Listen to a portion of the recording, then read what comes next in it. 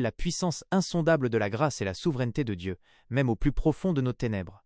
C'est l'histoire d'un homme, comme beaucoup d'entre nous, qui a marché dans l'incrédulité, se moquant de l'idée même d'un créateur. Un homme aveuglé par le monde, défiant l'existence même de ce qu'il ne pouvait toucher. Imaginez un instant le bruit assourdissant des tôles qui se tordent, le verre qui éclate. En 2010, la vie de cet homme bascule dans un abîme d'horreur. Un accident de voiture brutal. Le choc est d'une violence inouïe, d'une force si dévastatrice qu'elle semble vouloir arracher son âme de son corps.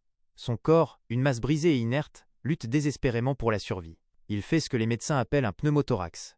Et dans cette confusion sanglante, la moelle épinière, elle-même, se mêle à son propre sang. Un chaos biologique, une vie qui s'échappe goutte après goutte. Pendant 20 longs jours, il est plongé dans le silence profond et glacial du coma. 20 jours où la vie se suspend à un fil d'araignée, où chaque souffle est une victoire arrachée aux griffes de la mort. Mais ce n'est pas un sommeil ordinaire, mes amis. Au-delà des voiles opaques de la conscience, quelque chose d'indicible se produit. Il a cru voir le séjour des morts. Oui, il a marché aux portes même de l'au-delà, confronté à une réalité spectrale, terrifiante, qu'il avait toujours niée, toujours rejetée avec un rire méprisant. Il a entrevu l'abîme, le vide de l'éternité sans Dieu. Puis, le miracle. Un murmure de vie dans le silence de la mort.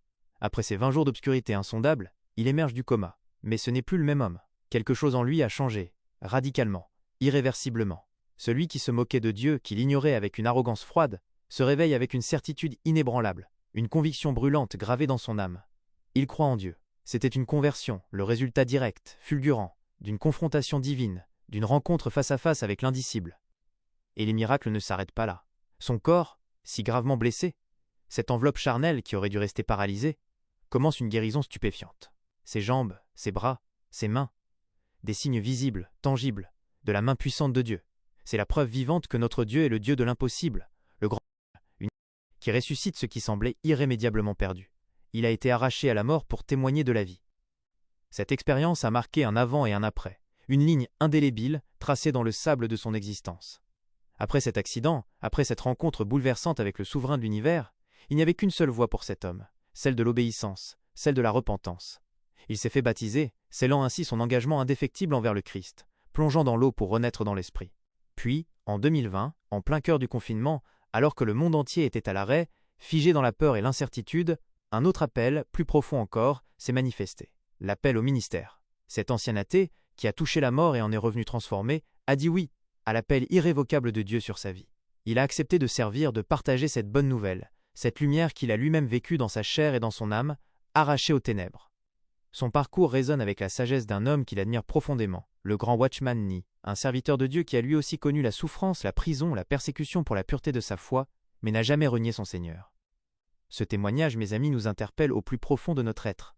Il nous montre que Dieu peut atteindre chacun de nous, peu importe où nous en sommes, peu importe la dureté de nos cœurs, la profondeur de nos doutes, ou l'ampleur de nos péchés passés. Il peut nous rencontrer dans notre détresse la plus abyssale, au bord du précipice de la mort, et nous tirer vers la lumière éclatante de sa présence. Cet homme a été ramené du bord de la mort, non seulement physiquement, mais spirituellement. Sa vie est un cri puissant, un écho retentissant dans cette assemblée. Dieu est réel. Il est actif, il intervient, il transforme les vies brisées en hymnes de gloire. De l'athéisme le plus sombre à l'appel ministériel le plus sacré, son chemin est une illustration vivante, dramatique et puissante de Jean chapitre 3 verset 16. Car Dieu a tant aimé le monde qu'il a donné son Fils unique, afin que quiconque croit en lui ne périsse point, mais qu'il ait la vie éternelle. Que ce témoignage soit pour nous tous une source d'inspiration, un rappel poignant que la grâce de Dieu est infinie et que son pouvoir de transformation est sans limite. Êtes-vous prêt à laisser Dieu écrire une histoire aussi incroyable dans votre propre vie ?